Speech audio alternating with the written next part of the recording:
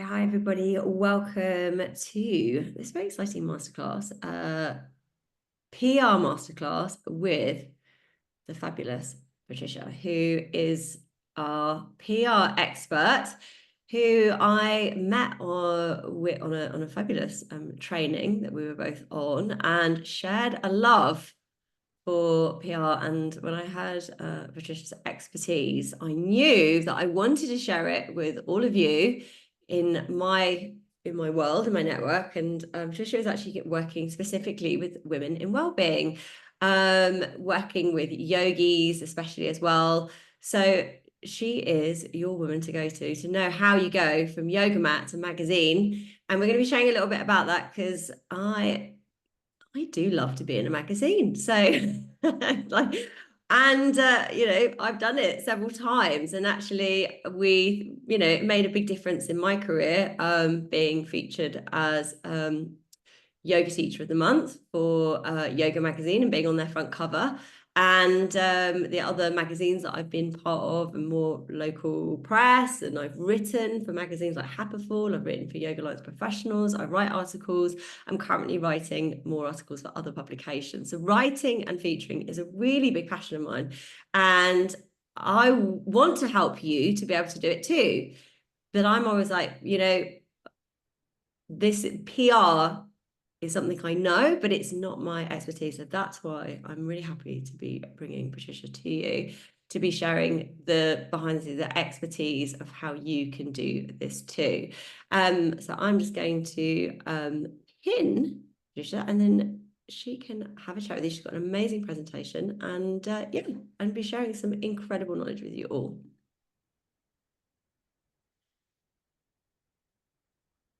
I'm just Can everyone see that?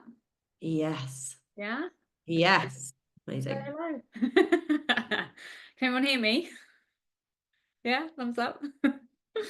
Hi everyone. Thank you so much for joining today. I hope you're all feeling good and ready to dive into what PR is all about and how it can help you, your profile, and your business. Thank you for the amazing introduction, Pip. So my name is Patricia, spelt with a Z. My friends and colleagues call me Pats. And I'm thrilled to be here with you, sharing some valuable insights on how to take your wellness practice to the pages of top magazines. So I've been working in PR now for over 2 decades. And over that time, I've had the pleasure of helping many wellness experts like yourselves grow their brands, their personal brands, their businesses, and get the recognition they deserve. And today we're going to explore how you can do the same. Let's see what's happening here. There we go. Not sure why this isn't going. There we go. So before we get started, let me give you a quick rundown of what I'm going to cover today. So 4 key elements really in terms of what PR is all about. I'm going to talk about what PR is and what it can do for your business, key strategies for getting media attention. There are 2 avatar examples that I've put together for you, solely for the purpose of getting those creative juices flowing and really helping you sort of to piece your story together and how to bring that to the table in regards to pitching to journalists. And then I am going to introduce you to a course that I've actually put together as well called PR Like a Boss, the Experts Edition.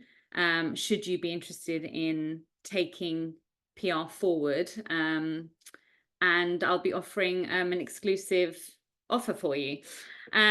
So, right, let's, oh, doesn't like the instructions that I'm giving it. Next page, there we go. So understanding PR.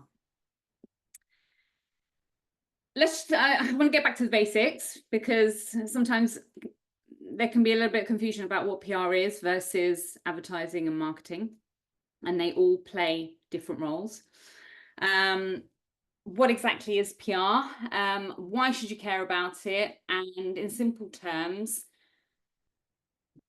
public relations is really about managing how the public and media see you as a brand, okay, and see you as a brand persona and your services. For wellness professionals, PR can be incredibly important because people are looking for more than just a service. I don't know about you, when you're sort of looking for various services, I look for their stories, I look for authenticity, I look for some form of emotional connection. And I'm sure a lot of your clients are looking for that too, and possibly some form of transformation at the end of it.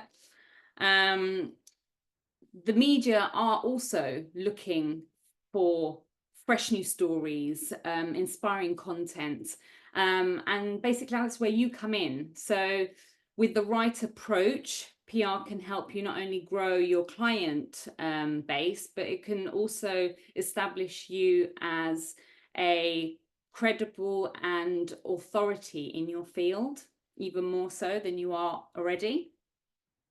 PR versus marketing. Look, in a nutshell, really, marketing focuses on selling. So it very much is what you are telling people about your service and your product. PR is very much building the credibility and creating a lasting reputation. So it's that word of mouth piece. It's what people perceive your business to be, your service to be, your product to be.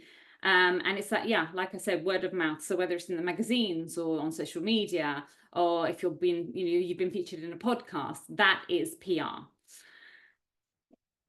These are a few examples of some pieces of media coverage and what they can look like.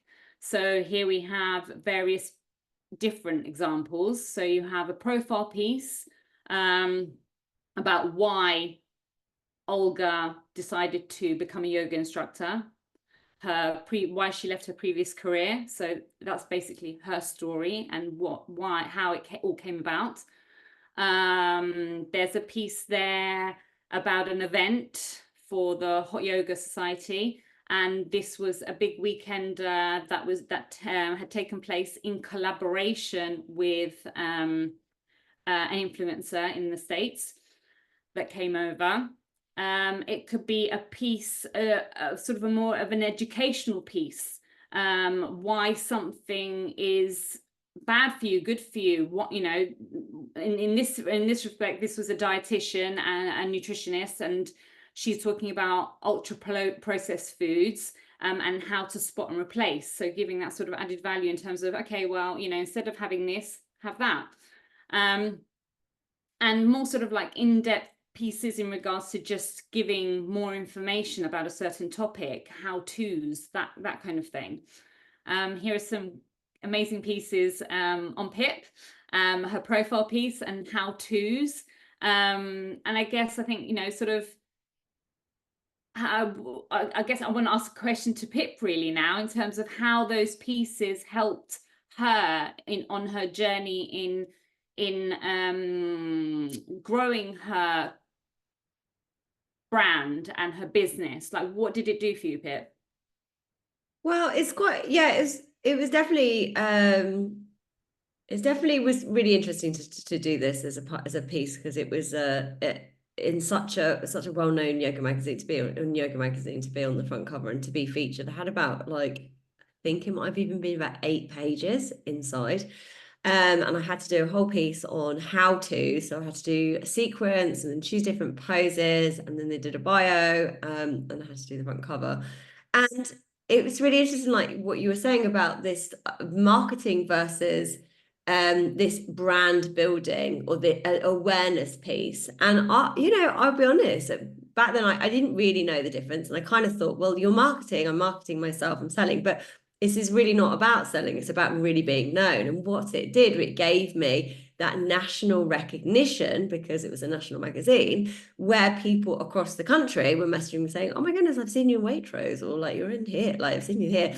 And also getting to be known as a teacher across nationwide, rather than just being localized. And so really it wasn't like I thought, when I did it, I thought, oh, I'm going to have loads of people messaging me wanting to book more of my retreats and wanting to join my classes. And then I actually, I'll be really honest, I felt slightly disappointed when I did it. And I was like, well, I don't feel like I've got any more bookings.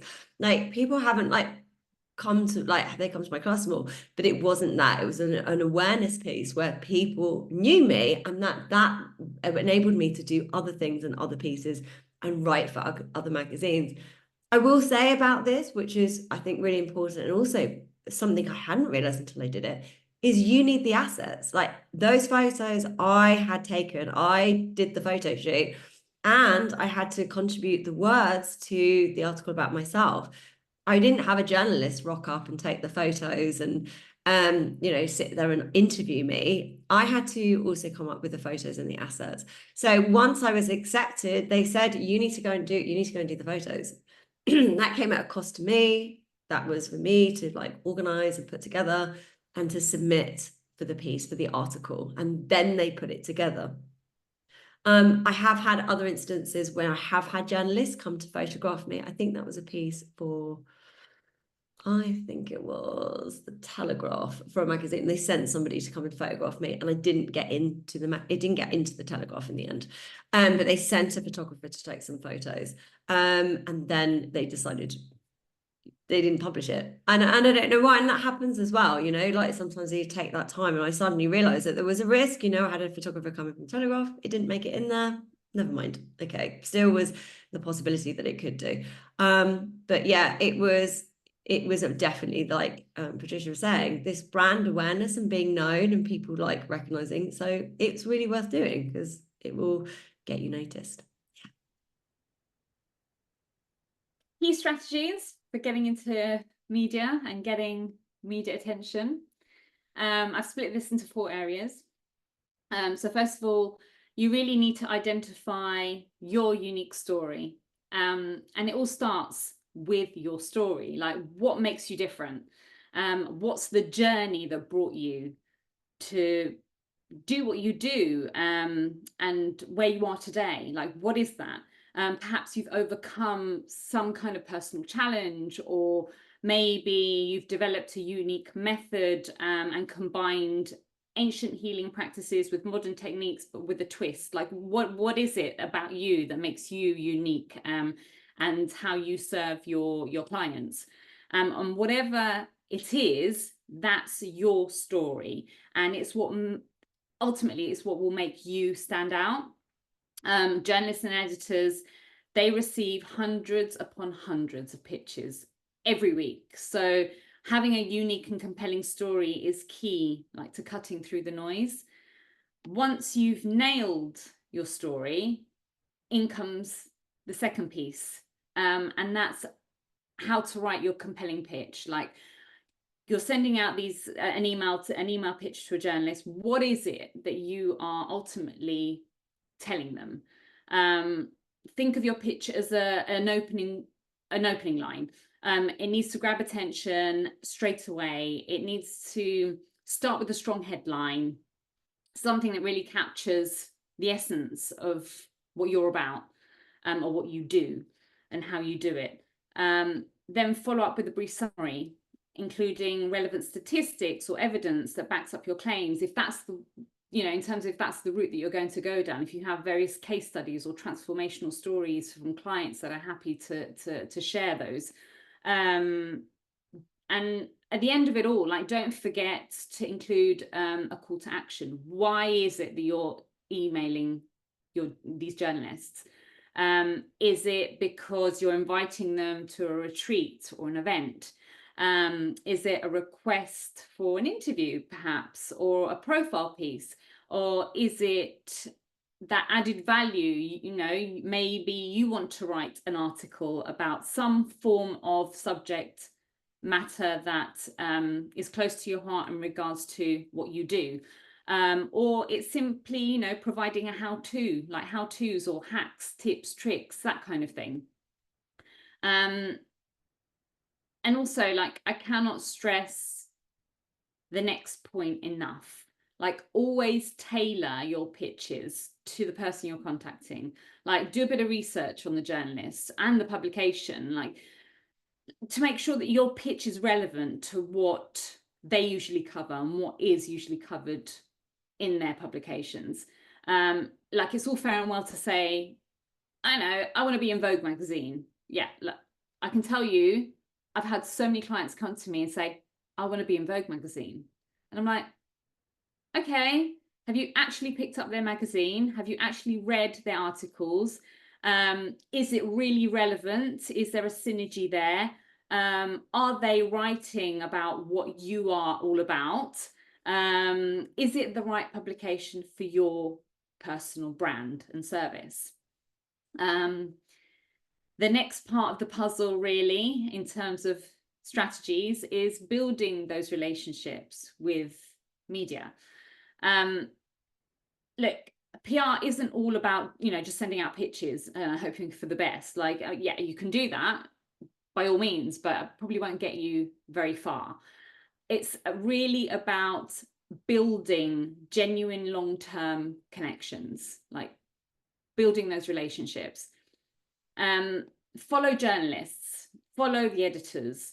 What are the, you know, look at their content, engage with their content, whether it's on social media, like even the magazines and the newspapers, they have an area where you can comment, engage.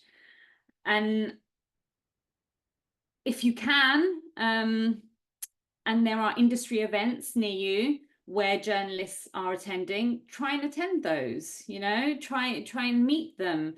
Or just simply, do you know what, email them, call them up, ask them out for a coffee, like, you know, have that conversation with them. And look, it's all about being helpful and adding value, right?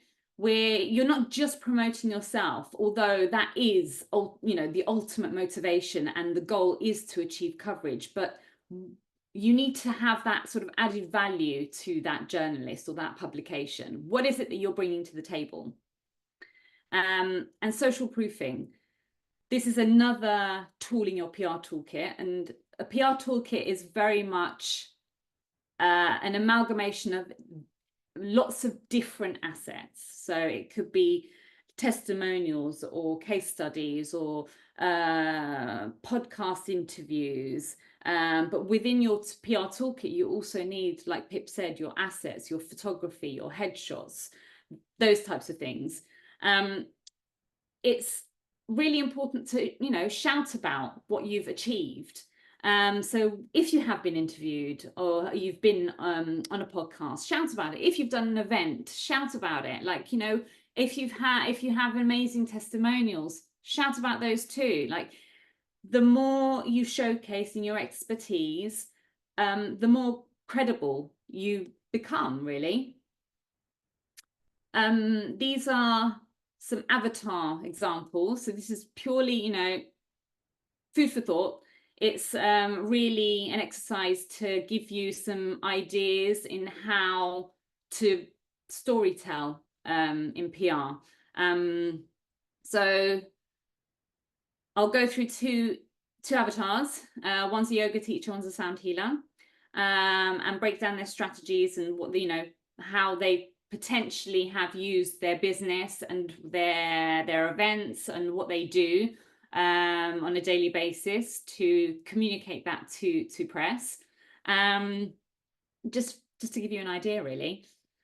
So yoga teacher Lily, she has a very deep love for the outdoors. She's passionate about the environment. She saw an opportunity to blend yoga and nature together. So she created Nature Yogi. And this is a practice that combines outdoor yoga and eco-conscious living and conservation, really. And this in itself is a media angle.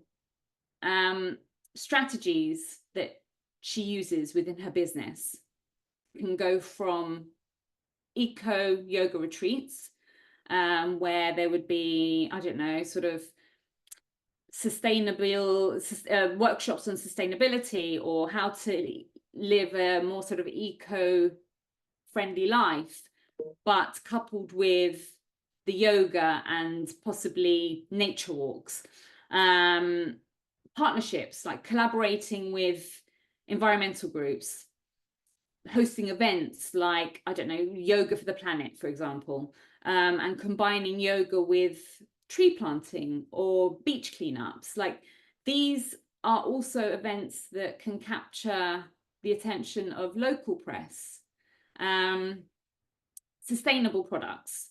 Maybe Lily has a sustainable range of products, from a biodegradable yoga mat or a reusable water bottle, whatever the case may be. She's doing that to sort of further her mission and complement what her service is. And bringing together an online community, having a platform where her followers share eco-conscious practices. These are all different parts of her business that she can talk about, and all play a part in that storytelling piece.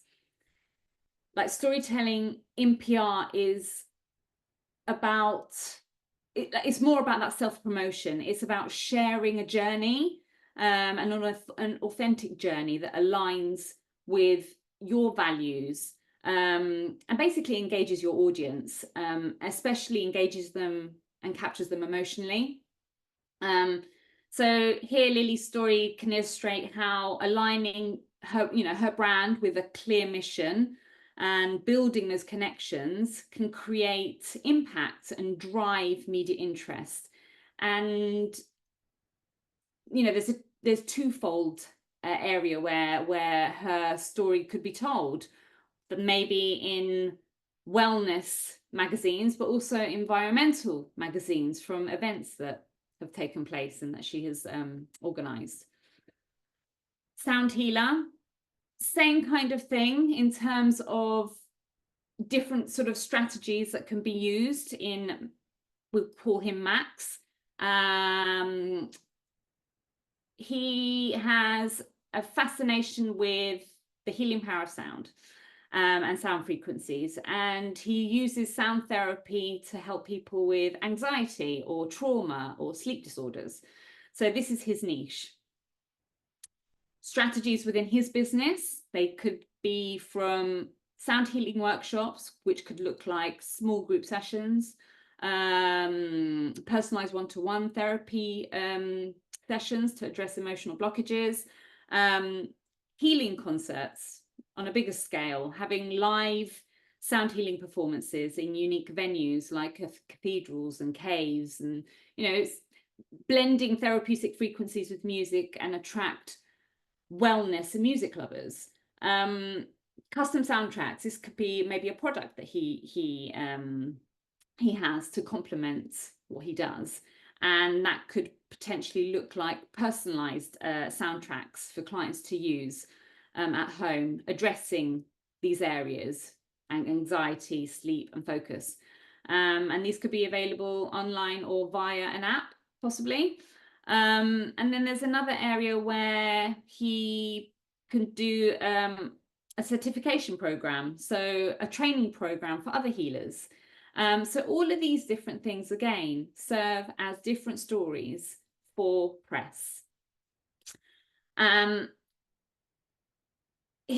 Max's journey sort of illustrates an innovative approach, a memorable client experience, and scalable offerings that can create powerful, shareable story and builds credibility and visibility in the media. And here again, in two areas, it could be music magazines from an events perspective, to wellness magazines. And this ultimately would solidify his reputation as a leading sound healer in his field. So two very different examples, but similar in regards to strategies that could be used. Common PR pitfalls and how to avoid them. So look, with anything, PR can have its pitfalls. One common mistake I see all the time is the sending out of generic pitches to multiple journalists. Like, trust me, they know, they can see, they can tell that you just send out, you know, a blanket email, and just change the name, addressing them personally, but not really, because the email itself is generic. Like, take the time to personalize your pitch. Make sure it's a good fit for them as a writer and the publication they're writing for. Another pitfall is not following up. Look, journalists are busy people, and sometimes emails get lost. A gentle follow-up can often make all the difference, from a story being picked up to it being overlooked. And try to avoid too much at once. Like, what is it that you're emailing them about? Focus on 1 or 2 key messages. Like I said before, if it's an event that you're hosting or a retreat, if you'd like them to come along, if you are offering some sort of added value in regards to tips, tricks, hacks, or an article in itself. Just keep it very simple. Like, simplicity is often the best approach. I mean, I could talk about PR all night, and there's so much to cover. But we have covered a lot of ground right now, and it's just the beginning. Like, if you're serious about taking your PR game to the next level, I'd love to invite you to join my course, PR Like a Boss, and this is called the Experts Edition. I created this course because I know how much PR can cost, and yes, it can be very expensive. And I want to help. I want to be able to help experts like you gain the confidence and the knowledge. Really, they say knowledge is power, and it really is.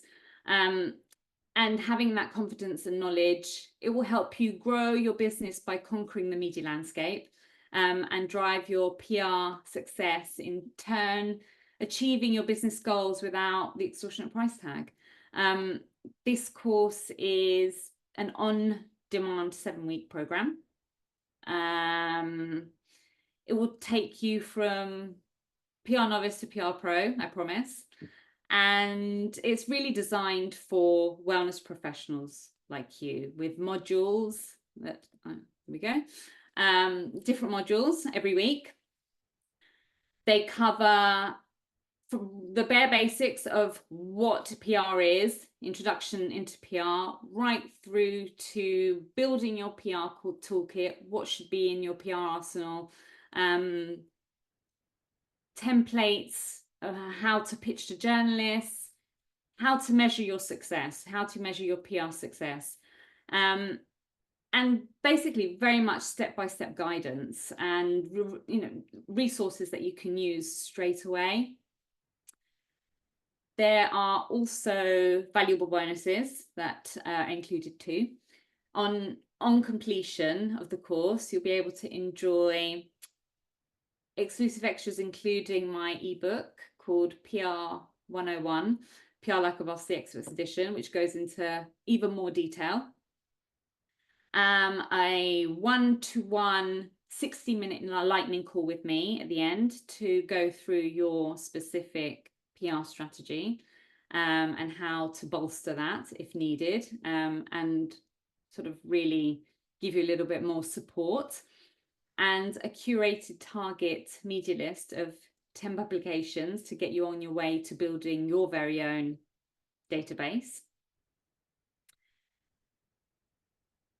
There's an exclusive offer. The actual course itself has a value of £2,599.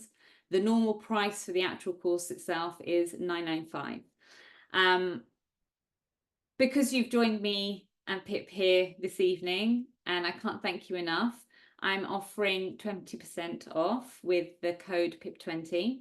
So there's an exclusive price of £796.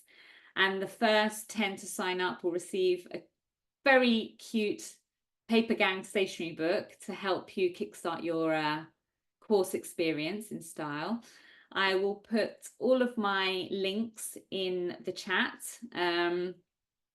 And look, I mean, before I wrap up, I just want to say big thank you again for being here and investing the time in yourself and your business.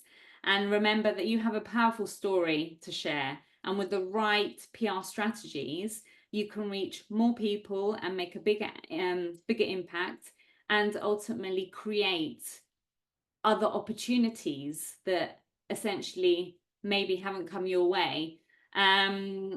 If you have any questions, fire them across. And also, even after this, feel free to reach out to me. I'm here to help. And yeah, I wish you a great week ahead.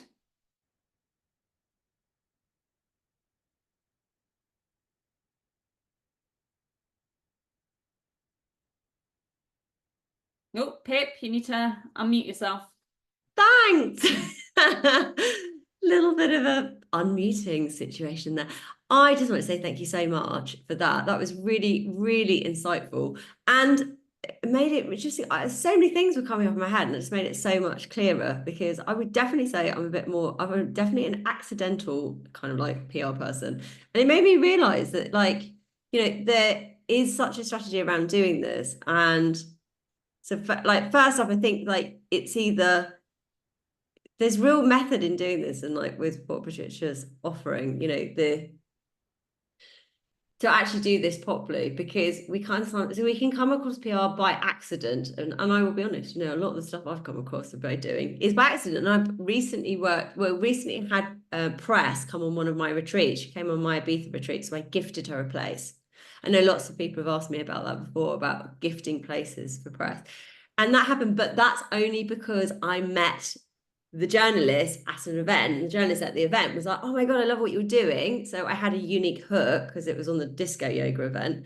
And then the journalist was like, "This is amazing. Can I write about you? I work for this magazine," which is a nationwide magazine. I was like, "Yes, absolutely. That'd be amazing. Let's talk."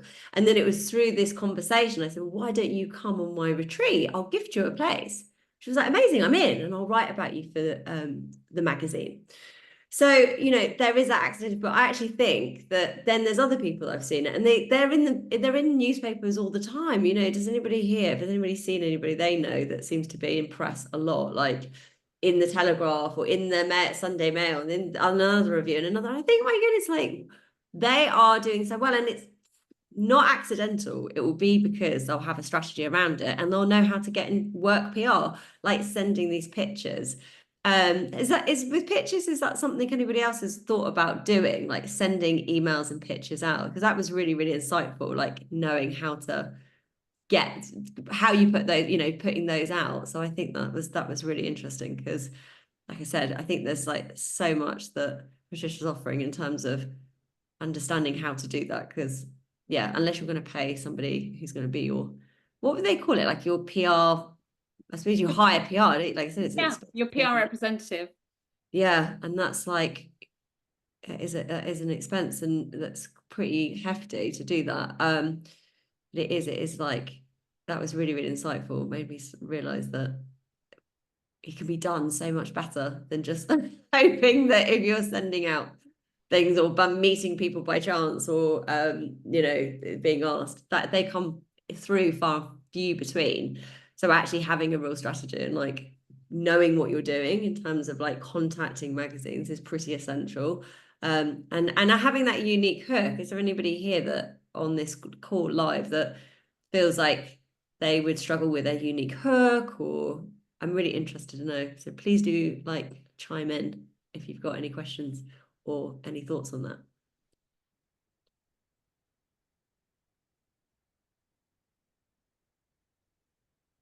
Anyone? I know quite a few people on this call, and I know you love a chat, so why are you being so quiet?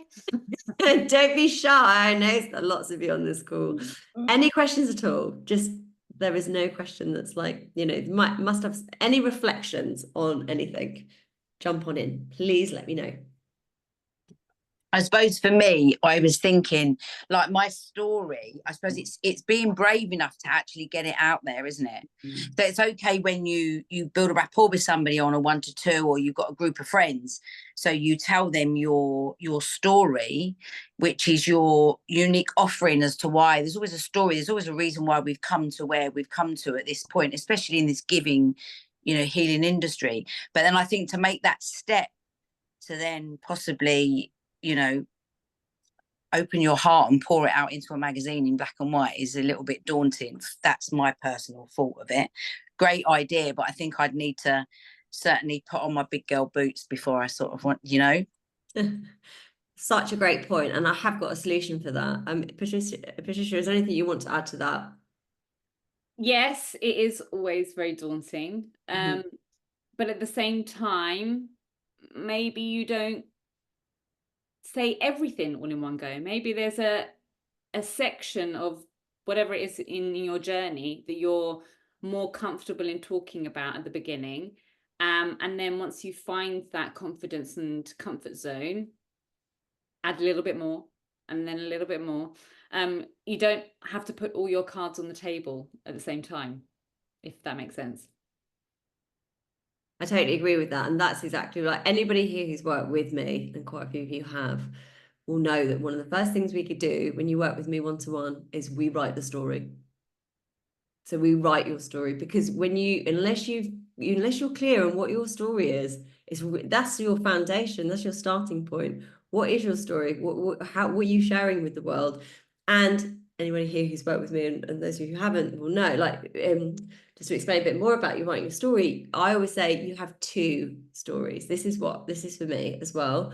I've got pretty much 2. You might have, some of you might have 3, 4, 5 different stories, but you're going to have your stories that you write your story of why you do what you do, why you found what you found, why you are passionate about what you do.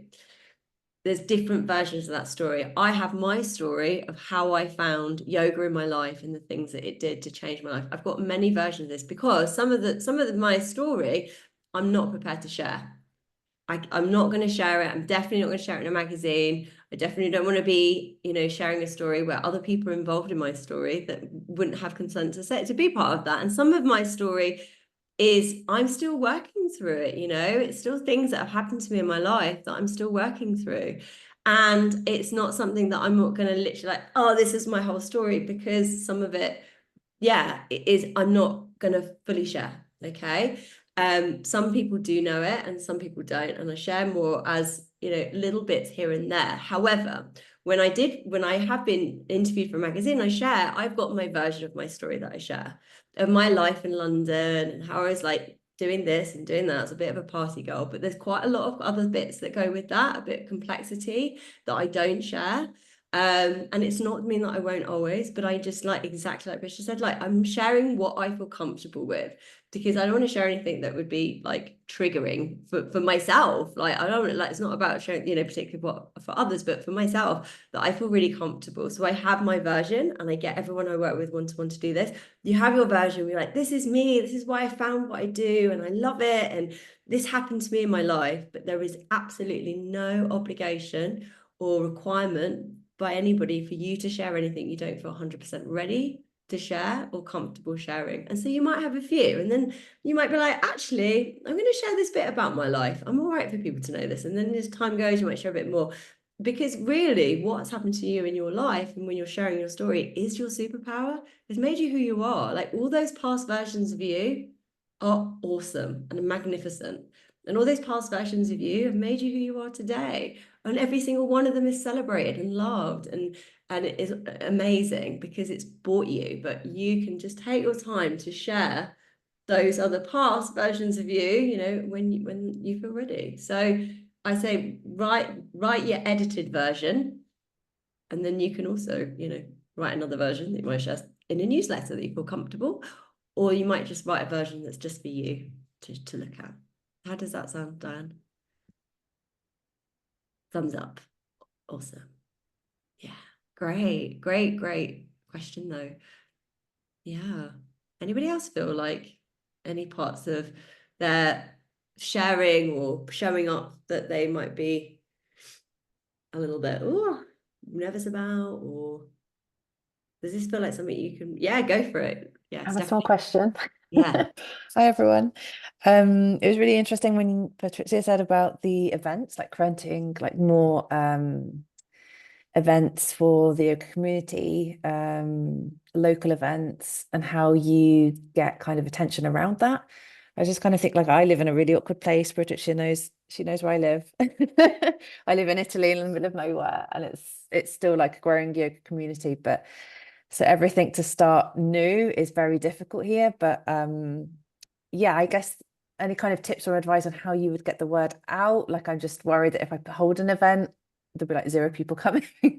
Like just, I don't know, to get a PR I don't know, voice out there about an event. Yeah, I'm that's not always the sure. fear, isn't it? Nobody's going to come to my event. Yeah. Yeah, I've done many PR events. It's like, yeah, oh, are they going to come and they're not going to come? And you're just hoping for the best. If I RSVP'd, but they're, you know, they're dropping out. Look, I would always say start small, okay? I know, yeah, I know where you are in Italy, and I know the landscape. I would say target your local press. You have various local online publications. You have a couple of online local papers. Just, you know, go out there and ask them, would you like to come to my event? This is what I'm about. This is my niche. This is what I provide. I'd love for you to attend and experience and get, you know, just get that conversation flowing. And, you know, it will take you to other opportunities, other doors will open, but have those initial conversations first. Like I said before, you know, building those relationships with press is key, you know. You can send out a load of press releases online, but if you don't have that human connection, which is so important in your business, then there's no point really, is there? So invite press or local journalists or local freelancers, you know, pick up the paper, have a scroll on the local publication online. What are their names? Where can you find them? Are they on Twitter? Are they on Instagram? Send them a DM. A lot of them actually even provide their email addresses. Just email them with an event that you're doing. Invite them along. Invite them for a coffee. Like, you know, it's very simple. Just keep it simple to start off with. That's what I would say. Thank you. Yeah, that's great advice. Thank you. I'd also say as well, like what you all offer is beautiful things. Like, remember, a lot of journalists and press have to go and report on the new butcher's opening or something. Like, you know, the village butcher's is opened or something. And they're like, oh my God, this is so boring. Or like all these other things they have to report on, or a broken, I don't know, traffic sign. You know, you have got something, all of you, that is just so nice, and it's great, and it's like lovely, and you're doing retreat days and wellness events, and you can give them goodies. And when I had the press in Ibiza, I mean, one of the first things I said to her was like, you're going to get to sample all of the treatments from the on-site beauty therapist that I had there that was doing beauty. I was like, you will get to try all the treatments completely free. And, you know, she was like, this is amazing. I can't wait, because she was able to come and like be totally pampered. And I was able to do that because it benefited the therapist that was on my retreat, and it benefits me. So like, let's just gift her all the treatments, nice, lovely goodie bag, you know, anything that just feels really wonderful. I mean, what an amazing offer to invite them to, you know, any events that you're doing, and say, yeah, I think I love the going for coffee as well before, and like saying, you know, doing an event, but also saying, let's grab a coffee. So bringing that humanness, and then also, yeah, building relationships as well as, you know, remembering that you're in a really beautiful industry. Don't ever forget that. Like, what you're offering is amazing. If you're a stressed out journalist and someone's like, would you like to come and have a free sound bath and lie down and let me sage you? And yeah, I mean, they'd just be like, yes, amazing, so nice. So you have real superpowers. Robin, I know you with your beautiful studio as well. You have like, that's, you know, amazing. People can just come to you and then experience what you offer. And same for you, Claire. You've got like, you have amazing space. people should be like clamoring to get there to like be able to experience it. How does that sound for everyone? Does that sound like a, yeah.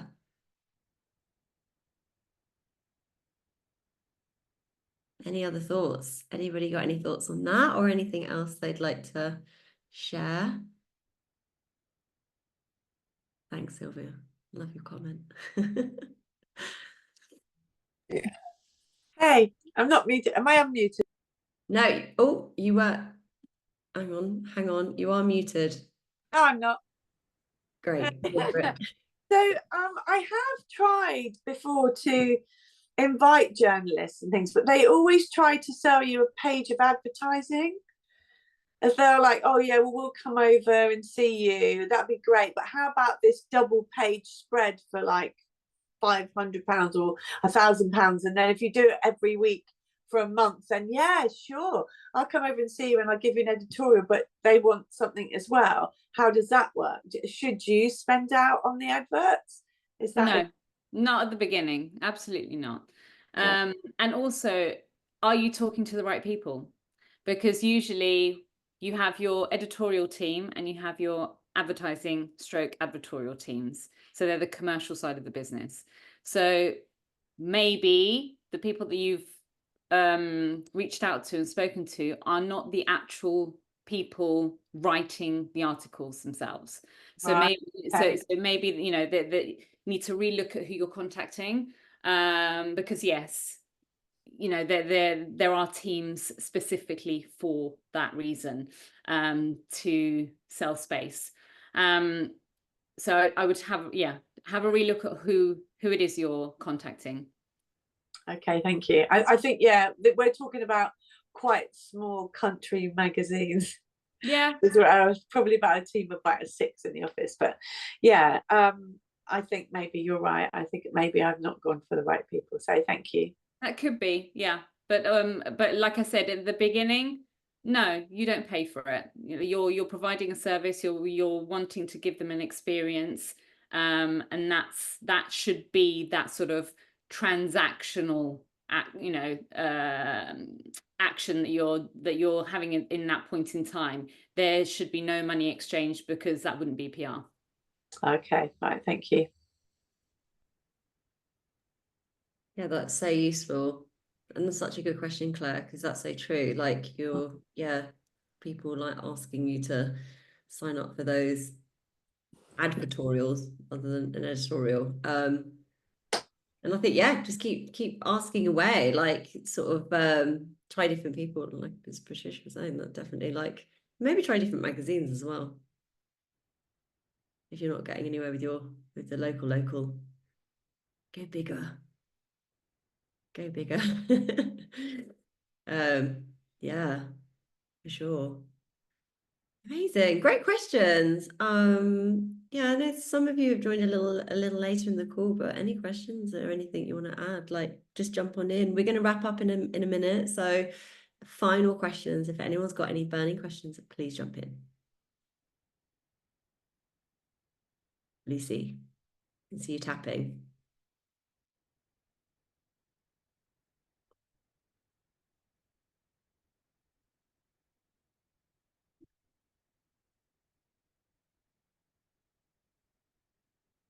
Just need Lucy to unmute and then she ask a question.